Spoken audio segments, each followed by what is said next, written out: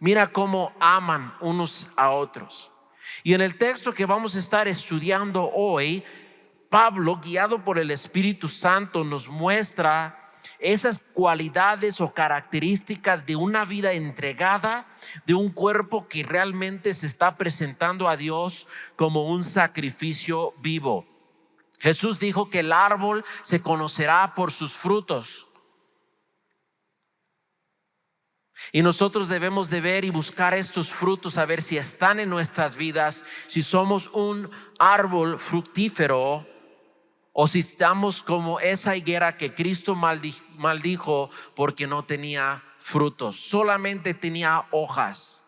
Y hojas hay muchos en aquellos que aparenten ser cristianos, ir a la iglesia, ser religiosos en cuanto a su práctica en la iglesia, pero están sin frutos en el amor.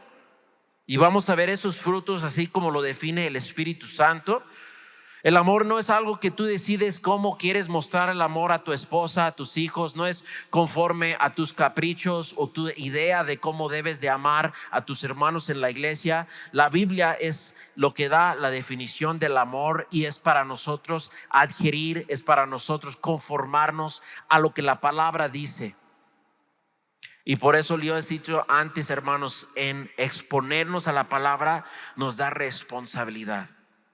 Porque ya no podemos declarar ignorancia. Señor, yo no sabía que debía amar mi familia así. Señor, yo no sabía que debía de amar a los hermanos en la iglesia así. Señor, yo no sabía que esperabas que yo amara al prójimo o hasta mis enemigos también. No, aquí la Biblia los pone aquí en blanco y negro.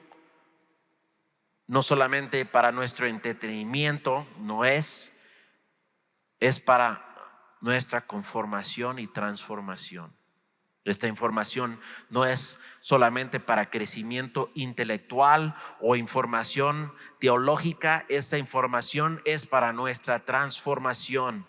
Entonces, si en estas semanas, hermanos, leyendo los deberes del cristianismo, si llegan a sentir pedradas o bibliazos en la cabeza, créeme que no es mi intención, porque al examinar estas escrituras también tengo que examinar mi corazón, los frutos o escasez de frutos en mi persona, en mi vida.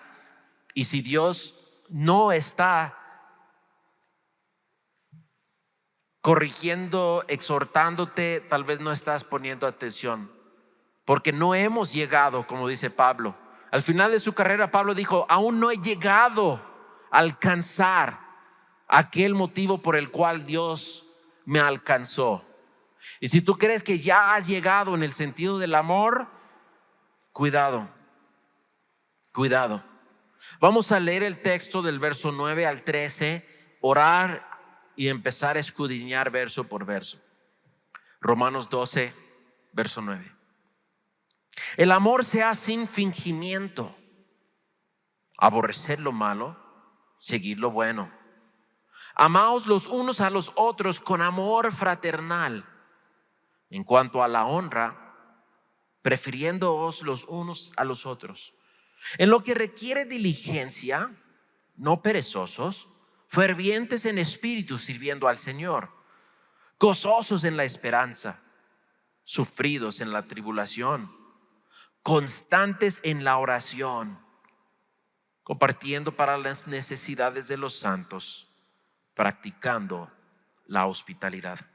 Señor Dios, reconocemos, Padre, que estas eran características que Pablo habló a la iglesia de Romanos,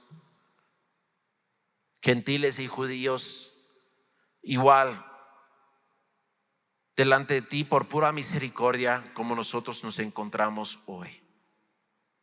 Padre, para poder entender este texto, para poder aplicar el texto, Señor, necesitamos de tu Espíritu Santo. Nos ponemos, Señor, sobre tu mesa de examinación para que tú revises y muestras y pones tú el dedo sobre todo lo que no te agrade en nuestras vidas. Remuévalos, quítalos, Señor. Y ayuda a nosotros, Señor, a aborrecer lo malo y a hacer lo que nos toca a nosotros en cuanto a esas cosas que sabemos que no te agraden. Que no amamos a lo malo y nos distanciamos de lo bueno. No, Padre, tú nos llamas a aborrecer lo malo y a perseguir detrás de lo que es bueno para así aplicarlo a nuestra vida. Y eso es lo que estamos haciendo en esta tarde, buscando conocer de tu palabra lo que es bueno para que podamos tener ese discernimiento. Guíanos, Señor, en este tiempo. Pido en el nombre de Jesús. Amén. Acuérdense que Pablo está escribiendo a cristianos y muchas veces podemos ver en el texto que lo que él está diciendo es porque hay un motivo de decirlo. No es que Pablo nomás se le ocurre decir, oye, ámense. No. Pablo ha escuchado reportes de la iglesia de los romanos y por eso él les va a animar a amarse. Igual como cuando él escribió a la iglesia de Corintios, había escuchado de los abusos en la Santa Cena y por eso nosotros tenemos hoy instrucciones para con la Santa Cena, la congregación. Y Pablo había escuchado de contenciones, divisiones, diferencias en la iglesia romanos y por eso él habla. Ya que ustedes dicen ser creyentes, ofrece tu vida a Dios como un sacrificio vivo. Un sacrificio no es algo agradable para nosotros, para el sacrificio, pero es agradable a aquel que está recibiendo el sacrificio. El morir al yo, y estoy hablando en la naturaleza, no es algo agradable, pero en el espíritu nosotros podemos hacer esto con entusiasmo, con fervencia, con fervor, como dice Pablo en este texto. Y nosotros debemos examinarnos y decir, ok, primero dice él que nuestro amor sea sin fingimiento. Tal vez Pablo había escuchado del egoísmo de algunos miembros de la iglesia en una cultura que valoraba la posición social, el poder, una cultura que valoraba mucho el lugar donde nacías, tu familia, tus nombres, tus apellidos, y era un rango social. Pero Pablo en la iglesia no quiere que sea así. Quiere que el amor entre los hermanos de la iglesia sea algo sincero, no nomás pretendiendo amar, porque es lo cristiano que hacer. Voy a portar amoroso porque así debe portar un cristiano. No, él aquí nos muestra que el amor es algo sumamente importante para el cuerpo de Cristo. Jesús dijo en Juan 13:39 que el amor es algo que nos define como cristianos, como discípulos de Él. Jesús dijo, en esto conocerán todos que sois mis discípulos, si tuvieras amor los unos con los otros. Todos te conocerán. O sea, los que están afuera van a conocer que soy cristiano, sí, por el amor que tienen unos con los otros. El amor comienza en casa. Si estamos hablando de la familia de Dios, el amor también comienza aquí entre nosotros. Aquí donde nosotros pasamos mucho tiempo juntos, muchos de nosotros nos vemos los martes en la mañana para oración, se vuelven a ver martes con las damas, el miércoles en la iglesia, algunos nos vemos el jueves con varones, nos volvemos a ver viernes de oración, sábado de jóvenes, domingos, son muchas actividades y en estas actividades a veces puedo llegar o alguien puede llegar de malas, puede llegar con hambre, puede llegar cansado, puede haber llegado golpeado y nosotros en la iglesia tenemos que lidiar y tener paciencia con todos, aunque no estén en su punto perfecto del cristianismo. Nosotros tenemos que ser pacientes y amar. Pero si vas a ser paciente con otros y quieres que otros sean pacientes contigo, tenemos que entender como con familia vamos a estar juntos mucho tiempo y y ver nuestras imperfecciones. Algo del amor de Dios que me impresiona, que me asombra, es que Dios me conoce completamente y aún me ama. Yo he escuchado decir, lo he leído en libros de matrimonio, de consejería, dice, si un matrimonio sobrevive el primer año, es un reto. Porque en el primer año de matrimonio ya se quitan las máscaras. Si tal vez el muchacho llegó a dar una cara durante el noviazgo, ya en el año se revele realmente quién es. Si la muchacha pretendió ser una persona que no era el primer año. Pero dice que el reto también viene a los 5 años, porque ya se han conocido y uno tiene que tomar la decisión de seguir amando, porque el amor es una decisión.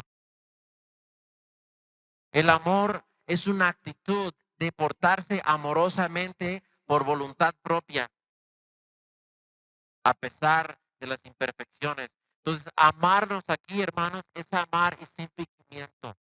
Es amar sinceramente al hermano que es difícil de amar, a la hermana que es difícil de amar y entender que también no es fácil de amar.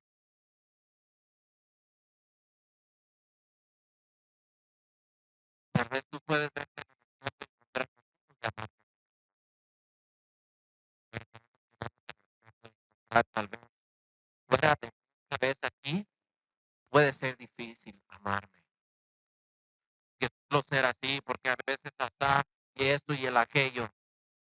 Entonces, Pablo lo que aquí va a hablar primero es amor en general. Amor en general. Luego, cuando él llega a hablar y aplicar el amor fraternal, es una combinación de dos palabras en cuanto al amor storge, que es el amor familiar, padres para con sus hijos, y la palabra amor fileo, que es la hermandad. Y la fraternidad es una combinación. Deben de amar como hermanos, como más que hermanos, deben amar como familia. Y Pablo primero habla de este amor en grande, que tu amor sea sin fingimiento. ¿Y por qué? Tiene que decir sin fingimiento. Porque el amor que es verdadero proviene de aquel que es amor. Yo soy amor. Dios es amor. ¿Verdad? Él lo dijo. Entonces la persona que realmente va a tener un amor sincero es la persona que está conectada al amor sincero. Pero hay gente que infiltran a las iglesias, como Jesús dijo en la parábola del trigo y la cizaña, que va a haber gente entre ustedes, entre nosotros, que fingen ser trigo,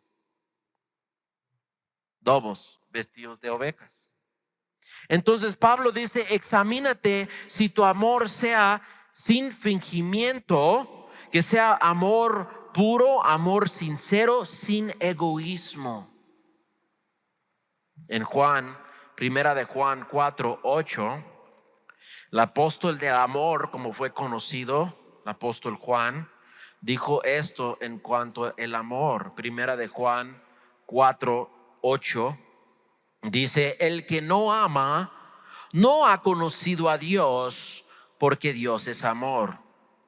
En esto se mostró el amor de Dios para con nosotros, en que Dios envió a su Hijo unigénito al mundo para que vivamos por Él. En esto consiste el amor, no en que nosotros hayamos amado a Dios, sino que Él nos amó a nosotros y envió su Hijo en propiciación por nuestros pecados. Amados, si Dios nos ha amado así, debemos también nosotros amarnos unos a otros. La fuente de tu amor, tu propósito de amar, es el amor de Dios. Si tú no estás consciente del amor que Dios tiene para contigo, no vas a ser consciente en amar a tu prójimo. Por eso el no creyente no puede amar más que el fileo, que el storge. No pueden agapear, es el amor agapeo. ¿Verdad? No pueden amar de ese amor sacrificial, porque el ejemplo de este amor sacrificial es Cristo. Entonces en la iglesia va a ser un sacrificio amar a los hermanos, como es en el matrimonio muchas veces, diario. Es un sacrificio amar, mostrar el amor, mostrar paciencia, amabilidad. Como es difícil amar entre hermanos, entre hermanas, pero la prueba es allí. Si lo que nos distingue como creyentes es el amor que tenemos aquí en la familia, hermanos, es aquí donde tenemos que practicarlo y es aquí donde tenemos que ser sinceros. Y yo creo que ser sincero es ir a que esa persona dice, ¿sabes qué? Quiero hablar contigo, creo que tal vez hemos tenido una falta de comunicación. Yo lo que quiero es estar bien contigo. Yo quiero despegar lo que tengo en mi mente, mi corazón, lo que tengo aquí en el pecho para que no haya distancia. Yo sé que nuestra cultura es una cultura de no confrontación. Si alguien te ofende, si alguien te lastima, tú prefieres evitarlos, ignorarlos, que hablar con ellos. Y así no debe ser, hermanos, en la iglesia. Porque el amor, ¿qué dice la palabra acerca del amor y el pecado? ¿El amor qué? Cubre multitud de pecados.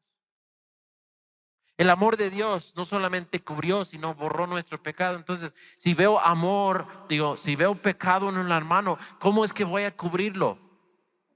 Voy a ir a hablar con él para perdonarlo, para aplicar la sangre de Cristo sobre esas debilidades que veo en él, para que nosotros no tengamos esa división, para que podamos amar con sinceridad. Porque tal vez puede ver a alguien que sabes que te caen mal, pero todavía, oh, Dios te bendiga, y fingiendo que los amas simplemente para evitar la confrontación, decir, hermano, ¿te caigo mal o qué? O sea, tenemos que hablar. ¿Qué hay?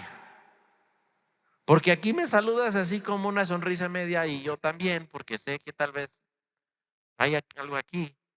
Y en la calle, cruzas la calle, no miras, haz que como que tienes algo en el teléfono. O sea, ¿qué hay? No quiero que nuestro amor tenga fingimiento. Esta palabra es apócritas. A quiere decir sin, hipócritas es máscara. Es amor sin máscara en el griego. Apócritas. Apócritas. Nosotros tenemos que amar sin hipocresía.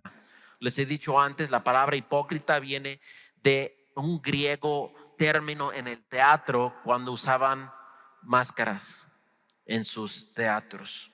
Un hipócrita era simplemente un actor, pero luego en el desarrollo del lenguaje llegó a entender como alguien que fingía, que ponía máscaras para cubrir sus sentimientos reales.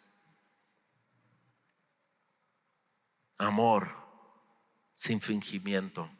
Vamos a estar viendo 8 cualidades de la persona que vive como sacrificio vivo, y el primero es amor sincero, o más bien lo voy a describir con una sola palabra: sinceridad. La persona que vive como un sacrificio tendrá sinceridad en su vida. Sinceridad y discernimiento. Segunda parte de verso 9 dice: aborrecer lo malo y seguir lo bueno.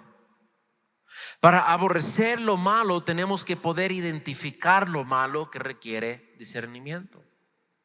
También tenemos que poder discernir lo bueno. Dice en verso 1 de este mismo capítulo, es verso 2: no os conforméis a este siglo, sino transformaos por medio de la renovación de vuestro entendimiento, para que comprobáis, eso es para que tengáis discernimiento en cuanto a lo que sea la buena voluntad de Dios, agradable y perfecta. Entonces una persona va a ser sincera, una persona entregada a Cristo va a tener discernimiento en cuanto a lo bueno y lo malo. Ahora, un nuevo creyente que apenas va desarrollando su discernimiento tal vez necesita poquita ayuda de un hermano o una hermana mayor, diciéndoles: hermano, mira, esto es correcto delante de Dios, esto es incorrecto. Tal vez un hermano creciendo en la fe sigue con ciertas cosas que no son congruentes con la vida cristiana. Por ejemplo, usar malas palabras, maldecir. Uno va a decir, pero ¿dónde está en los 10 mandamientos? Usar malas palabras está mal. Es que no es congruente, porque debemos de hablar palabras que edifican, palabras de verdad. Entonces, usar malas palabras no es congruente con el cristianismo. ¿Sí? Como es vestir modestamente. Tal vez una hermana tenga que ir a otra hermana menor y decirle, hermana, la falda que tienes o la camisa que tienes no es congruente con la vida cristiana, que nos debemos de vivir modestamente. Y nosotros debemos de vivir así delante del mundo. Pero ¿dónde dice la escritura que no debe de tener falda? O dónde agarran esas iglesias que la falda debe de ir hasta? No, la Biblia dice modestamente, y tenemos que usar discernimiento para aplicarlo a nuestra cultura y contexto de hoy. ¿Sí? Entonces aquí, para el discernimiento de aborrecer lo malo, seguir lo bueno, aquí aplica el amor sin fingimiento. No vas a fingir a ir con una hermana porque viste tu esposo verla y vas y esto es lo que traes puesto, está toda mal. Y no, realmente no estás comunicando el amor para que ella crece. Lo que estás poniendo es el dedo para hacerle sentir menos, pero vas fingiendo amor. O vas con un hermano y le dices, oye, este y aquello, y empiezas a decirle y exhortarle pensando que él va a pensar que lo estoy haciendo como discípulo, pero realmente es envidia y celos. Nosotros debemos que amar sin fingimiento, aborrecer lo malo y seguir lo bueno. Y voy a decir esto, comienza en el yo. Aborrecer lo malo que veo en mí. Porque si la Biblia dice amor sin fingimiento, voy a examinar mi vida y decir, Señor, muéstrame si estoy amando a alguien con hipocresía, si estoy siendo insincero con alguien. Señor, muéstrame algo malo para yo aborrecerlo en mí de tal forma como Cristo dijo, si tu ojo te hace pecar, arráncalo, tu mano, córtalo, porque ese malo que encuentro en mí lo voy a aborrecer. Y dice, aborrecer lo malo, seguir lo bueno. ¿Por qué dice aborrecer lo malo y seguir lo bueno? Porque lo bueno es algo que tenemos que buscar. ¿Qué dijo el salmista? Bueno, o sea, ¿qué dijo Pablo? Veo que el bien no mora en mí. Esa mi naturaleza, mi persona natural no tiene nada de bueno que ofrecer a Dios. Lo que tengo que hacer es perseguir a aquel que Él es bueno, Jesús, y conformar mi vida a su imagen, a su amor, conformar mi amor al amor de Cristo. Entonces, para hacer eso, hermanos, tenemos que estar en la palabra de Dios. Es la palabra de Dios que nos va a ayudar a tener discernimiento, porque no es lo malo porque el pastor dijo que es malo. O no es bueno porque el pastor dijo que es bueno. Muchas veces he tenido conversaciones, muchas veces empieza con gente nueva que viene de otras iglesias. Dice, mi pastor decía que, o el pastor siempre nos decía, y bueno, el pastor debe estar hablando palabra de Dios. Pero si lo que el pastor dijo no lo puedes citar o dar referencia con lo que dice la escritura, es simplemente opinión del pastor. Debemos decir, la palabra de Dios dice. La palabra de Dios nos enseña esto y aquello. Necesitamos entender la palabra para poder aborrecer lo malo. Qué interesante que en la misma escritura, en el mismo versículo, habla del amor y luego aborrecer. Para que nuestro amor sea sin fingimiento, tenemos que aborrecer lo malo en nosotros, y el amor sincero va a aborrecer lo malo. Voy a dar un ejemplo. Si tú amas a tus hijos y los llevas al parque, los llevas a la Alameda, y de repente ves un peligro, un perro con rabia, ¿cómo actuarías en contra de ese perro con rabia Si realmente amarías a tu familia, buscarás ir y atrapar o matar o detener ese perro con rabia para proteger a tus hijos. Porque tu amor para con tus hijos va a hacer que tú odias el peligro que existe en el perro con rabia. Ahora, ¿cómo ves el pecado? Si tú no ves el pecado como ese perro con rabia, puedes exponer a tu familia a más peligro de lo que realmente estés consciente. Porque si tú aborreces lo malo, escogerías con cuidado las películas que entran en la televisión, los programas que tus hijos ven en el YouTube o en el Facebook, la música que escuchas en tu carro, aborreciendo lo malo por amar a tu familia. Y de hecho yo diría, si tú amas a tu familia, tú aborrecerías el egoísmo en tu corazón, el orgullo que hace que tú odias y avientes cosas a tus hijos. Aborrecerás eso en ti mismo si realmente amas a tu familia. Pero si tú amas a ti mismo más, no te va a importar perder la paciencia, no te va a importar usar palabras duras, no te va a importar lastimar el corazón de tus hijos, porque te amas a ti mismo. Lo único que te importa en ese momento es expresarte y no te vale nada más, ni tu testimonio delante de Dios, delante de tu familia, de tus hijos. Aborrecer eso en ti y seguir tras lo bueno, seguir tras de la paciencia y tras el amor. Ese sacrificio del amor que Cristo murió, seguir eso, seguir el ejemplo que Cristo nos dio. De tal forma tienes que morir al yo y ir sin comida para que tus hijos comen. Eso es el amor sacrificial. Amar sin fingimiento, aborrecer lo malo, seguir lo bueno. Para seguir lo bueno voy a decir esto, es una buena práctica ir a Filipenses 4:8. Y mira lo que dice en Filipenses 4:8.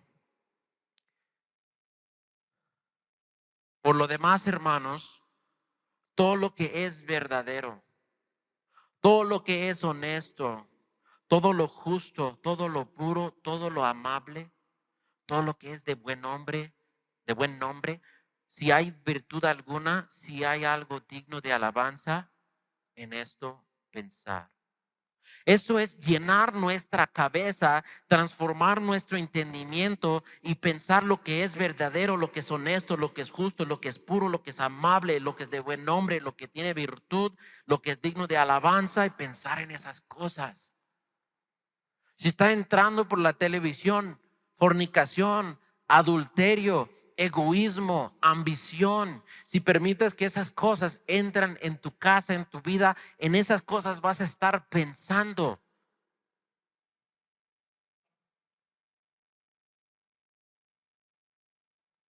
Pensar en estas cosas, seguir, perseguir lo bueno que debes de incorporar en tu vida. Esto es una vida entregada a Cristo. Eso es una vida de sacrificio vivo. Ahora, vamos a entrar a los relaciones familiares o relaciones interpersonales ya. El primer capítulo, el primer verso, perdón, verso 9, se trata del ego, del yo, de examinar mi amor, ¿verdad? De tener discernimiento en cuanto a lo que hay malo y lo que hay bueno para incorporar lo bueno en mi vida y remover lo malo.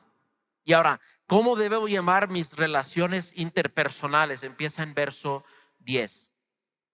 Amaos los unos a los otros con amor fraternal. En cuanto a honra, prefiriéndose los unos a los otros. Amaos los unos a los otros, dice. Y agrega aquí amor fraternal. Es como dije, una combinación de dos palabras, el amor para con tu hermano, fileo, y estorge, es el amor natural que unos padres tienen para con sus hijos. Amor storge es natural, amor fileo es hermandad. Y nosotros como iglesia somos una familia y debemos tener aquí en el círculo íntimo este amor fraternal. Se desarrolla aquí en la iglesia. Ahora, la Biblia dice que debemos de amar a nuestro prójimo en general. Que nosotros debemos de amar a nuestro vecino. La Biblia también dice que debemos de amar a nuestros enemigos. Pero existe un amor fraternal que es exclusivamente entre hermanos en Cristo. Y este amor fraternal es un amor con humildad, con respeto, dice, prefiriéndoos los unos a los otros. En Filipenses capítulo 2, Pablo tuvo que decir esto a la iglesia en Filipos. Filipenses 2, verso 3 y 4.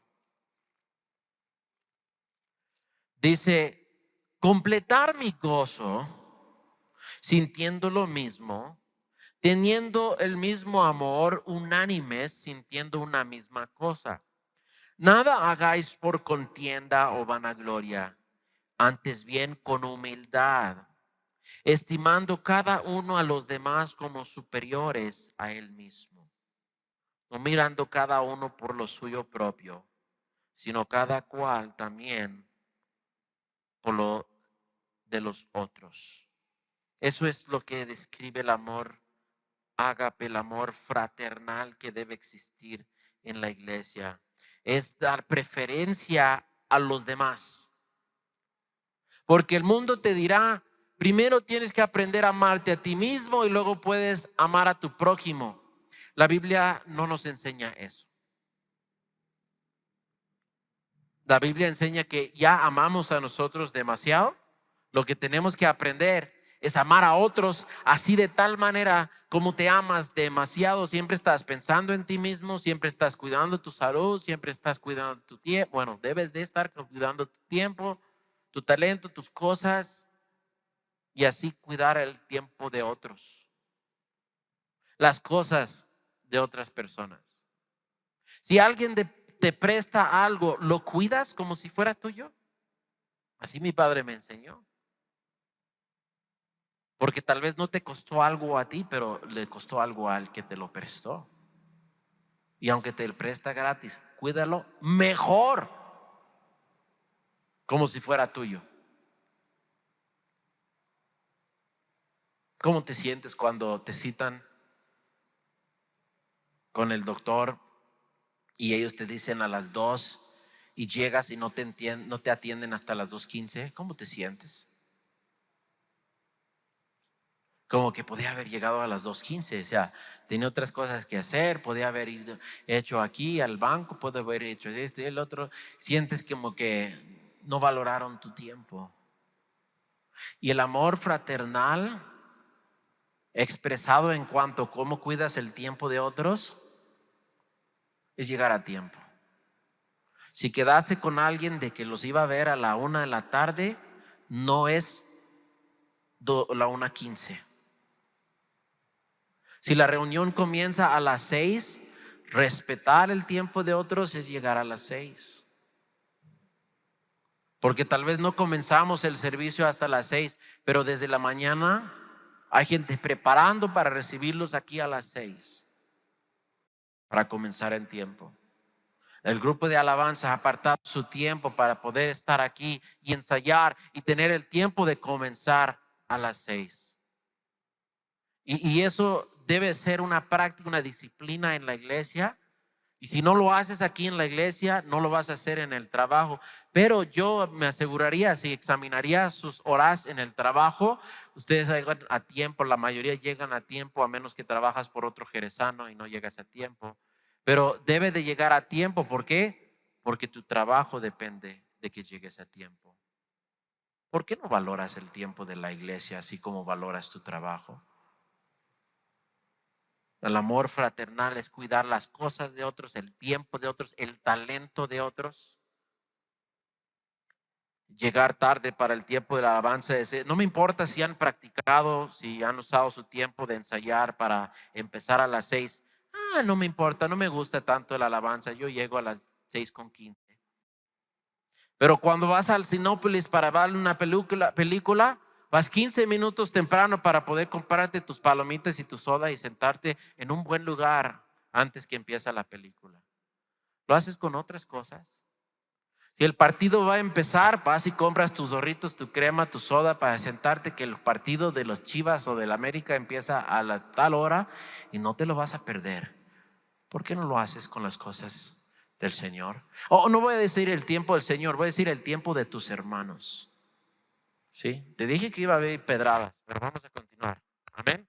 Dice en verso 11, en lo que requiere diligencia, como llegar a tiempo, no perezosos, fervientes en el espíritu, sirviendo al Señor. Una persona entregada a Cristo tenga sinceridad, discernimiento, tiene amor, respeto y tiene entusiasmo. O sea, lo que requiere ser diligente en el estudio de la palabra y quiere ser diligente en el estudio de la música.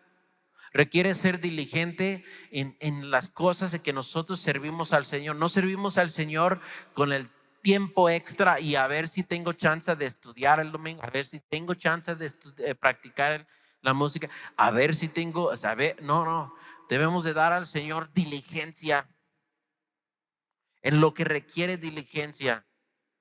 He hablado con gente que están estudiando una carrera, el sacrificio, ¿verdad? De hacer la tarea, el sacrificio de hacer su tesis, de hacer su, ¿qué es lo que sigue después de graduarse? Su servicio o lo que sea, requiere diligencia.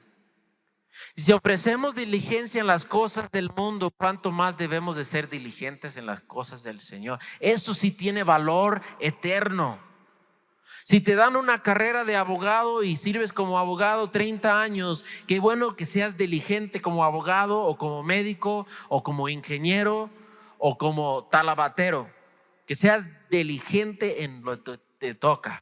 Cuanto más en las cosas eternas, porque cuando estés en la tumba ya no importa qué oficio practicaste por 40 años, lo que importa es cómo respondiste al Evangelio de Jesucristo. Y vuelvo a decir, Pablo escribió esto a creyentes, gente que aceptaron la verdad sobre la justicia de la fe. Si has aceptado esto como verdad, debe de impactar cada área de tu vida.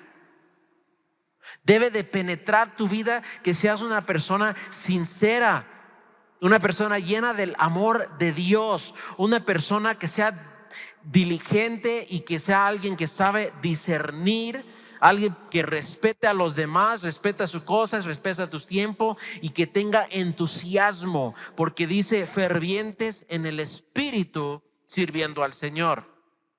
Fervientes en el espíritu quiere decir que esa palabra ferviente, literalmente diciendo hirviendo por dentro, ¿con qué? Con el espíritu. Cuando hierve agua, está pasando algo ahí, hermana que sabe de la ciencia, ¿verdad? Está creando energía, ¿verdad, hermana? Cuando hierve el agua. Entonces, que el espíritu crea energía en ti de tal forma que puede motivar, que puede moverte a actuar de tal forma. ¿De qué forma? De servir al Señor. Permíteme leer lo que Jesús dijo en Mateo 25:34. Mateo 25:34. Jesús dijo esto en una descripción de lo que haría el Hijo de Dios cuando regresa al fin del mundo.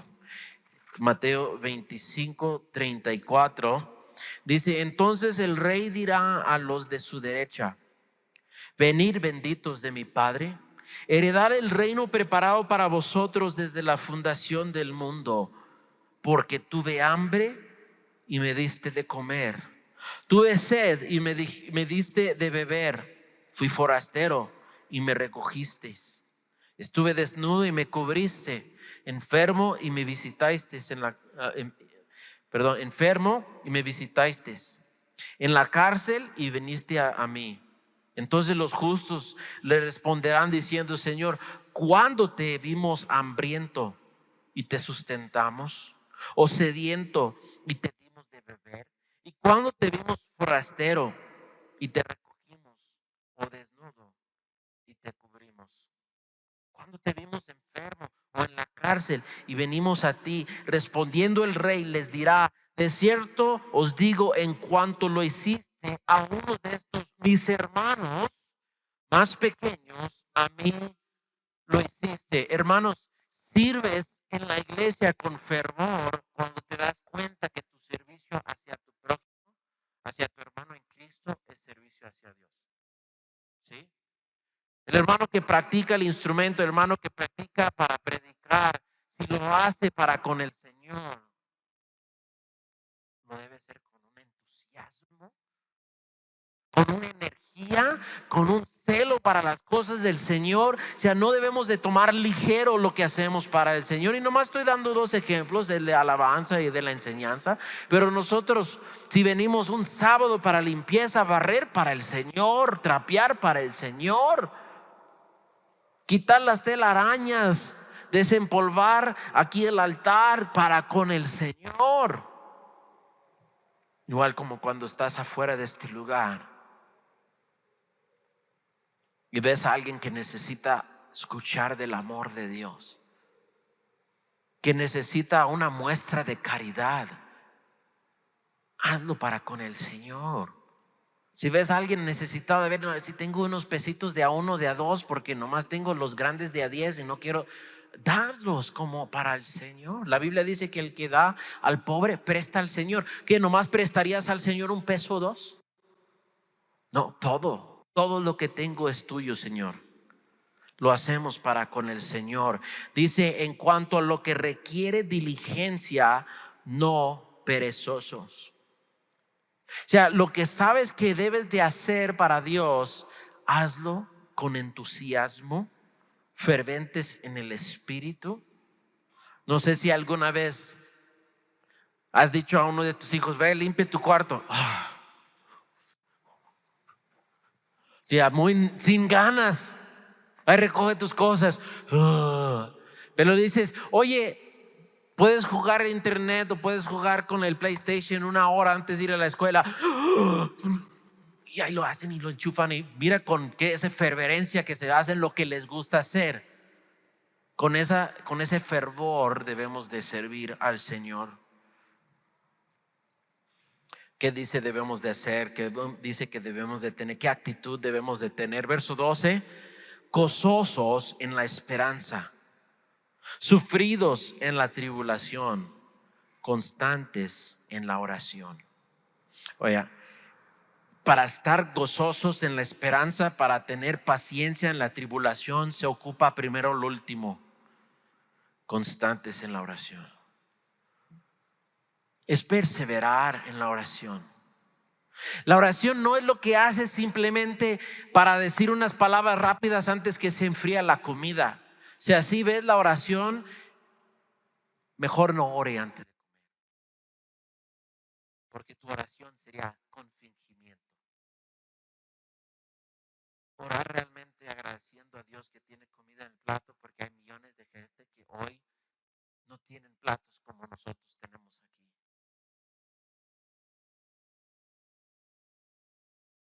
Que tu esperanza en el amor, que tu esperanza y tu gozo en esperanza sea porque has estado con Dios en oración. Y tu esperanza te deja tener gozo porque sabes que pronto Él vendrá por nosotros y estaremos en su presencia. Esa esperanza viene porque sabemos que Dios nos redimió y que no hay nada que nos separa de su amor, y hemos estado platicando en comunión con Él en oración, y la esperanza en nosotros es algo real, no fingido. Gozosos, regocijando en la esperanza que tenemos, porque las promesas en las palabras combinadas con la oración constante, eso prende el gozo en nuestro corazón aún en medio de la tribulación. Por eso cuando dice sufridos en la tribulación, realmente lo que está hablando es teniendo paciencia cuando estás pasando por una prueba y una tribulación. Y esa paciencia viene cuando estás en oración, constantes en oración. Les voy a decir a todos ustedes lo mismo que dije al grupo en oración. El pulso de una iglesia se mide por las reuniones de oración. Un pulso del creyente se mide en cuanto a esté constante en la oración. Yo sí creo que en las iglesias hay más gente carnal que gente espiritual. Se distingue por ir a la reunión de oración. Me daba vergüenza que en Calvary Chapel Downey, en una iglesia de 8,000 personas, solamente había 9 personas a las 6 de la mañana para estar en oración antes que empezara el servicio.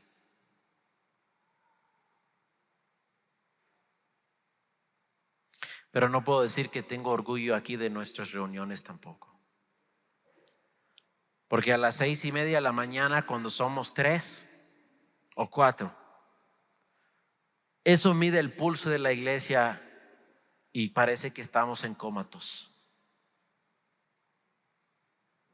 Y eso es nomás para generalizarlo y decir, hermanos, la iglesia está cómatos porque somos 4 en oración. Pero es para no decirle, ustedes están en cómatos si no están llegando a la oración. Porque los 4 que llegan, fervientes en el espíritu.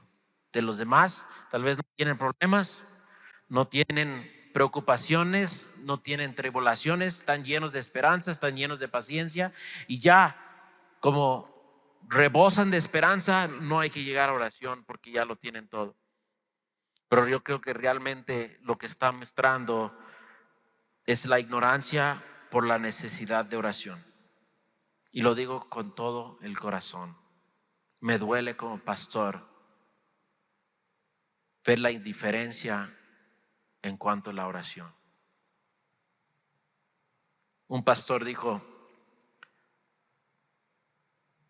que la iglesia refleja el corazón del pastor. Que si el pastor tiene un corazón misionero, la iglesia tendrá un corazón misionero y enviará misioneros. Que si el pastor tiene un corazón para con la palabra y estudia y escudriña el corazón de la iglesia, también estará empapada con la palabra.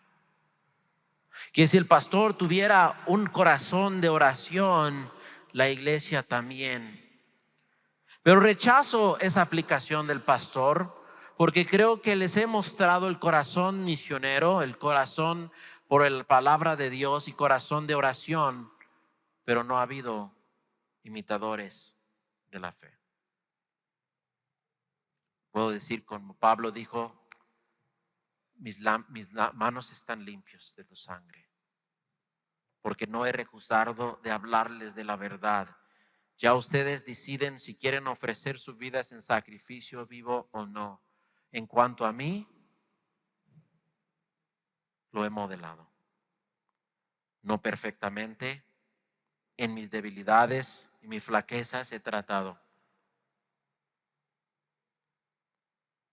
Sirviendo al Señor, mostrando un ejemplo. Debemos de tener gozo en la esperanza, sufridos en la tribulación, ser constantes en la oración. Y dice en verso 13, compartiendo para las necesidades de los santos, practicando la hospitalidad. Realmente son 2 partes aquí. Compartiendo las necesidades de los santos, habla de el coinonía y el compartimiento de cosas aquí en la iglesia. Cuando hay necesidad aquí en la iglesia, ¿de dónde debe acudir el creyente cuando tiene problemas y necesidades? A sus hermanos. A sus hermanos. Primero es para con los hermanos, pero cuando habla de la hospitalidad, él está hablando de alguien que no conoces, alguien extraño, que recibes en tu casa y des hospitalidad.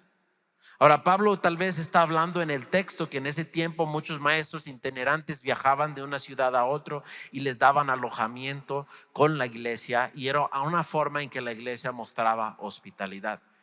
No está él diciendo que, oye, invita a cualquier persona extraña a tu casa y pon tus hijos en peligro porque no los conoce. No, aquí él está hablando de mostrar hospitalidad en cuanto a las necesidades que otros en la iglesia deben tener. Él dice aquí, compartiendo para las necesidades de los santos.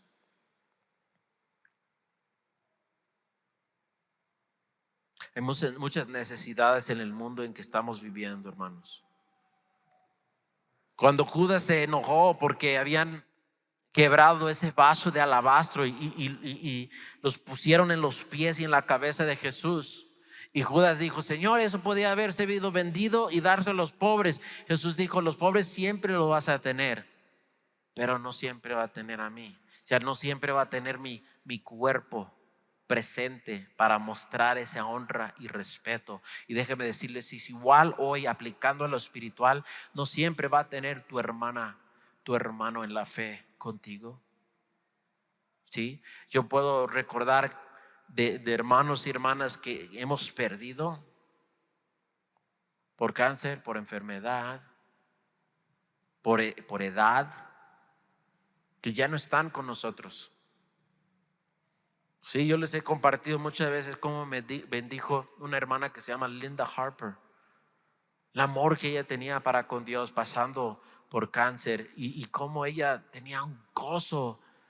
Y yo pienso, ¿por qué nunca le dije que su testimonio me impactó tanto?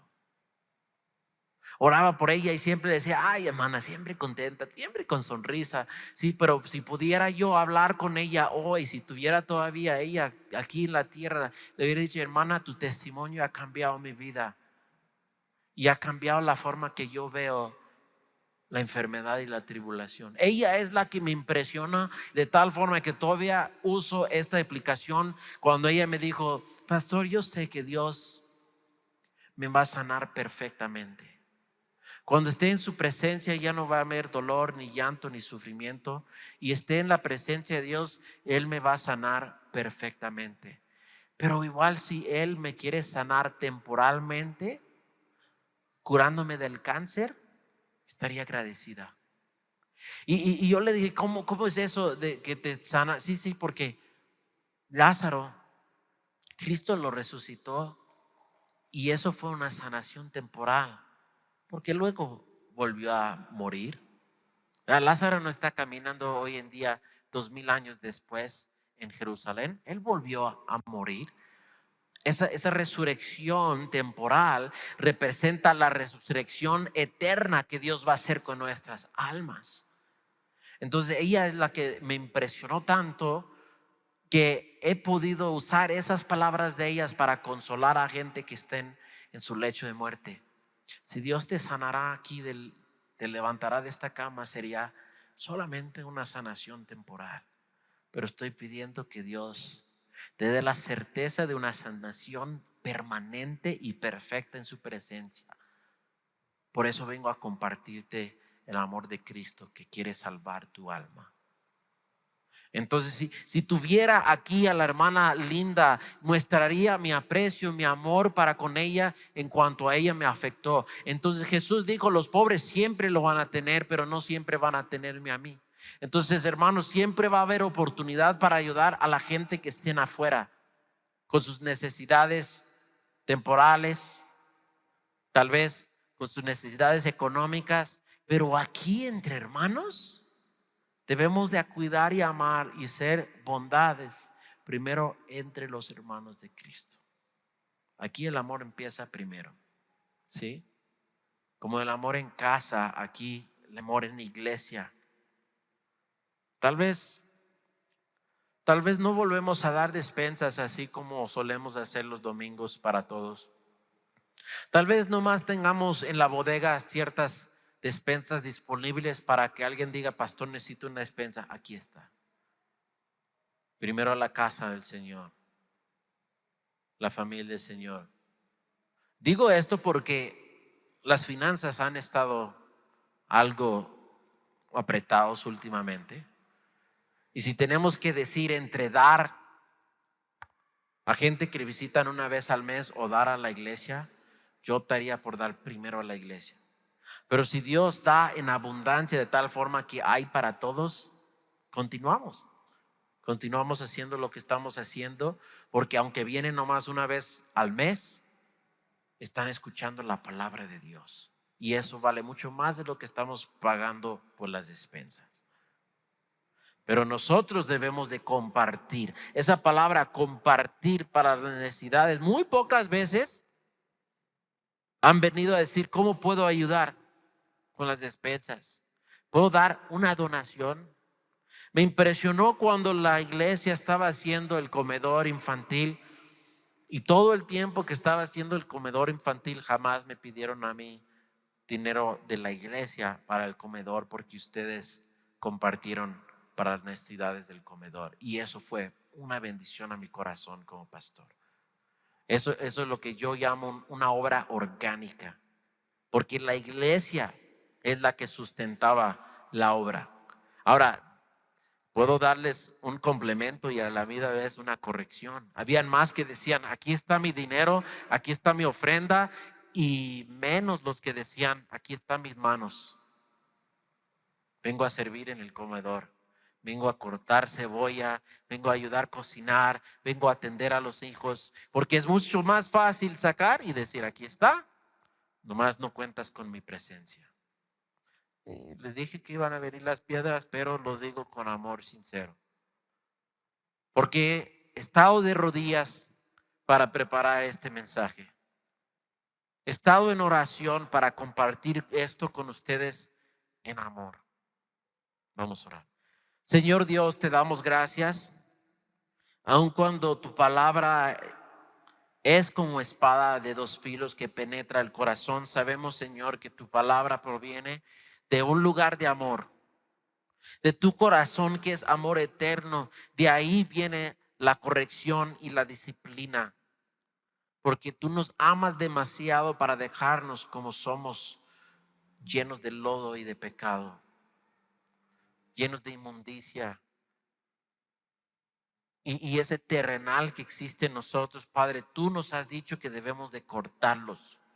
Ahora, enfrentados con esta enseñanza y la verdad es que encontramos en tu palabra, Dios, no nos queda otra más que examinarnos, usar discernimiento y hacer cambios para transformar nuestras vidas, porque queremos presentarte nuestras vidas santos y agradables delante de ti, que es lo que tú deseas, Señor. Gracias, en el nombre de Jesús. Amén.